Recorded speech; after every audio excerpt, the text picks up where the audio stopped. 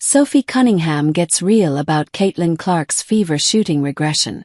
Indiana Fever star Sophie Cunningham spoke about Caitlin Clark's struggles shooting in the 2025 WNBA season. The Indiana Fever are facing the Las Vegas Aces in Game 2 of their WNBA semifinals series on September 23. Indiana produced a relatively easy win on the road against the Aces in Game 1 on Sunday, which means the pressure is on Las Vegas to even the series before it heads to Indianapolis for the next two contests. What Indiana has accomplished in this postseason is even more staggering considering the injuries they've dealt with. The most notable of these is superstar guard Caitlin Clark, who is out with a groin and an ankle injury, and has dealt with several soft tissue injuries which limited her to 13 games this season, and Sophie Cunningham, who suffered a torn MCL during an August 17 game that required surgery. It would be fascinating to see what the Fever would look like right now if Clark and Cunningham were healthy and firing on all cylinders. And even when she was healthy enough to play, Clark didn't have the season many expected in terms of offensive production.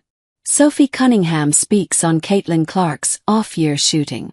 Clark averaged 16.5 points per game compared to 19.2 points per game as a rookie, shot 36.7% from the field, 41.7% as a rookie, and 27.9% from three-point range, 34.4% as a rookie. There was also a stretch of 3 games where Clark was 1 of 23 from three-point range, and she was 4 of 21 from behind the arc in her final 3 games before getting injured. She also made a total of 2 3-pointers during away games.